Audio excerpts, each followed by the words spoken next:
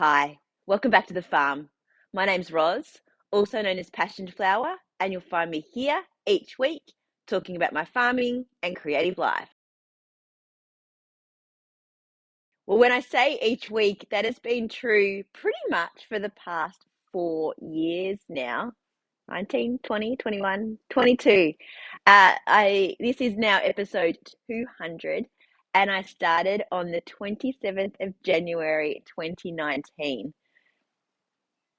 It's kind of crazy to think that almost every week I have sat down and recorded a video and put something up on YouTube for the past 4 years. Of course, there's been a few weeks where I have taken a break for a holiday, or I've been sick, or, a few little breaks here and there. But when you think about it, it's been almost every week. And so much has happened in the past 4 years here on the farm. And these videos have been a really great way of being able to document the big, momentous kind of things, but also little small everyday things as well. So, not that I'm looking back on them too much, because I feel like it's a little bit cringy to look back and see myself, especially some of those early videos where I really wasn't all that comfortable with talking to a camera. So if you want to go back and look at those, I have a full library in my YouTube that you can go and check out. But I do like that I get to sort of reflect on my weeks and my months and my years and how everything's been going and what we've done around the farm. We have certainly done a lot of fencing, a lot of blackberry spraying, a lot of pets. Uh, we're always doing something a little bit different, and it's fun to have recorded and to have reflected on all of that stuff. And I'm still really enjoying doing it. So I will be continuing into 2023 with these videos, but I will take a break next week because it will be Christmas. I'll probably record the week between Christmas and New Year, and then I'm going to be taking another week off because I will be away on the cruise.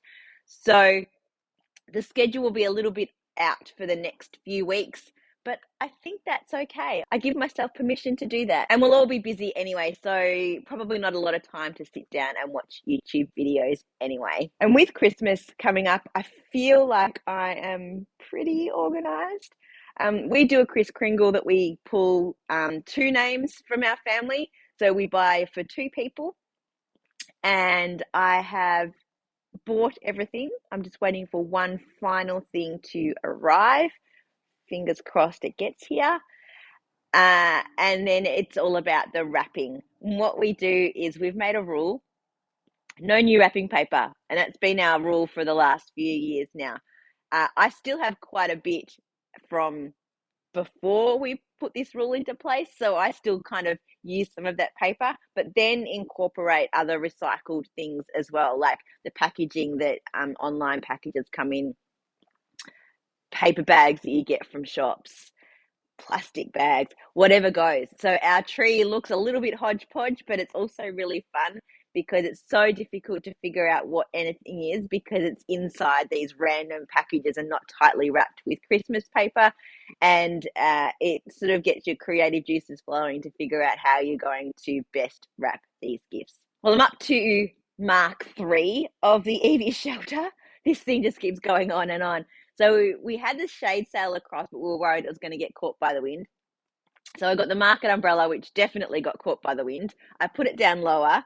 That worked for like a day and a half. And then we got this ridiculous gusty wind. I put it up because it was sunny, went out thinking that I'd be fine and it would be no problem. I came home and the frame of the umbrella had completely broken. It had just been ripped to shreds by the wind. The canopy was still completely fine, but the actual like poles of the umbrella had broken.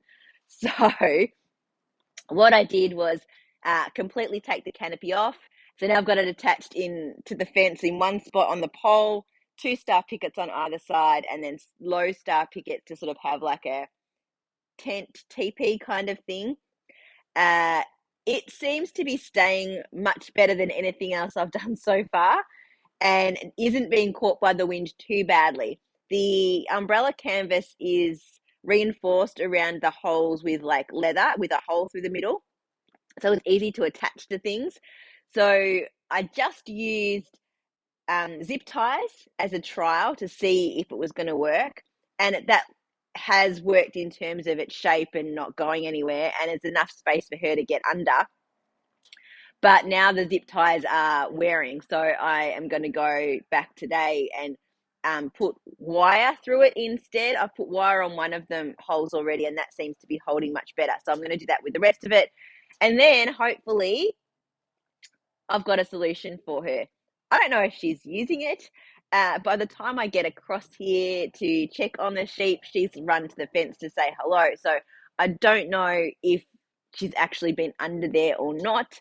I assume she will if she's desperate for shade and shelter. She did come under with me while I was making it, so she's not afraid of it.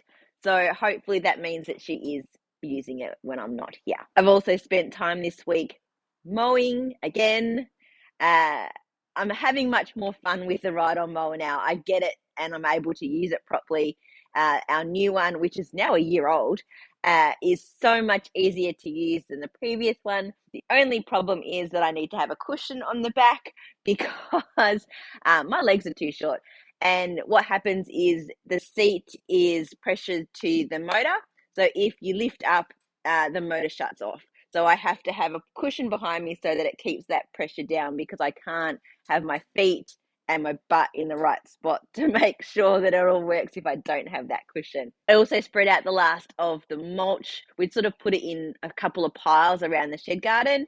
And so I spread the rest of it. It didn't actually go very far, what was left. So probably going to need a bit more. So that's another project for the new year. We do need more for behind the tanks as well, where we've got some trees growing. Some of those have not done so well with all of the wet weather we've had. They've pretty much drowned. So we're going to have to go through and check on all of those and take out the ones that have been damaged by the water. And we will remulch through there as well. So I think in the new year we will get some more and sort of redo this whole section completely. I also weeded and also sprayed my path again. Now that it's not as wet, there seems to be some actual dry, sunny days in between the wet now. I've been able to do a little bit of that stuff. So now it's just keeping on top of it and then get to enjoy the beautiful garden. With my calendar up on the wall, I am now ready to start thinking about 2023. It's really not that far away, so, got to start. Probably not. It's funny, I'm not sort of that organized in my personal life so much, but when it comes to passion flower, I'm trying to get myself really sorted out so that I don't have to stress too much about that stuff. So I can start to think about the smaller projects that are going to go towards making sure that I can be prepared for events and for the bigger things that I have going on in my business. And one of those I started on again this week, which is writing out my recipe cards. I started it a few months ago, doing cards for each of my recipes and then laminating them so then I can clip them to the wall here in the shed while I'm dyeing, and I can tick it off and then I can wipe it down. And it's a really clean way to be able to see my recipes, not have my iPad anywhere near the water and the heat and all that kind of stuff, or my original dye recipe book, which I don't want to get damaged because that's like the keeper of all of the recipes. So I've got my book, I've got my OneNote version of them, and now I have a series of cards, or almost a series of cards. So I had started writing them out, and then my theory was that as I was dyeing up a colorway that I hadn't done a card for, I would do a card. Yeah, no, that did not happen. I don't know. I think I was quite ambitious thinking that I was going to be able to do that. When I'm in the process of dyeing, it just didn't feel right to stop and write out a card and laminate and all that stuff. So I was still using my paper versions, which I'd kept over on my desk very much away from the water. I had my iPad and I sat that up on the side of the shed, which I had been doing as sort of how I was dyeing before I'd gone to the cards.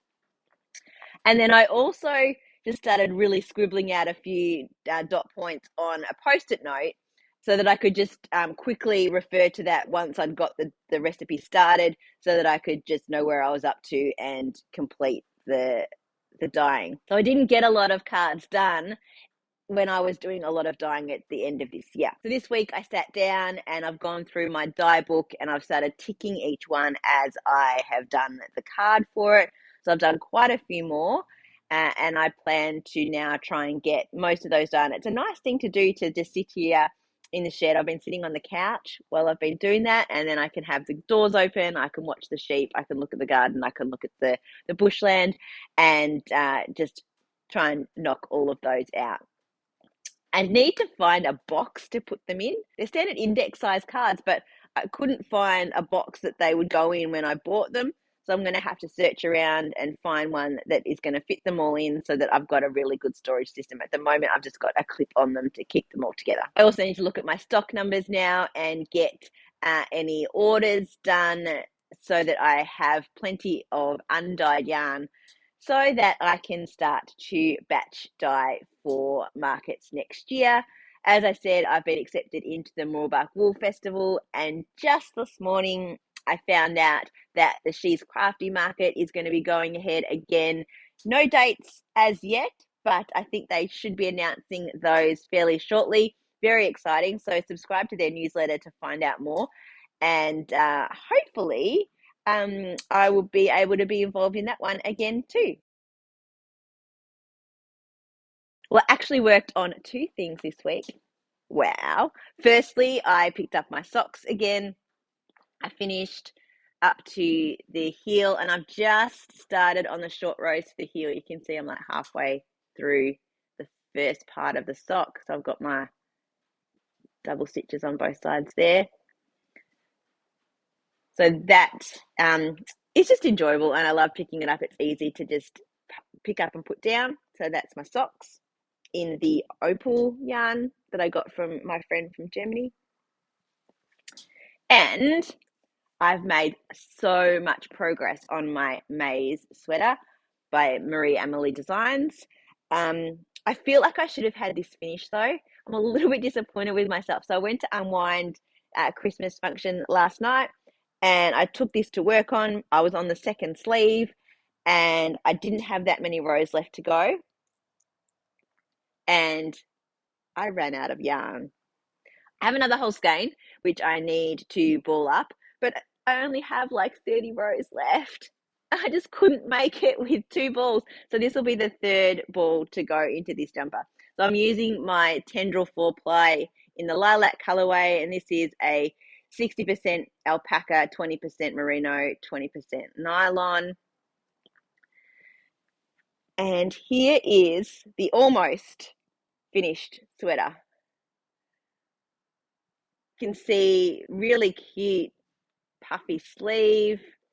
The sleeve's going to come down to the elbow. I've tried it on. It fits really, really nicely.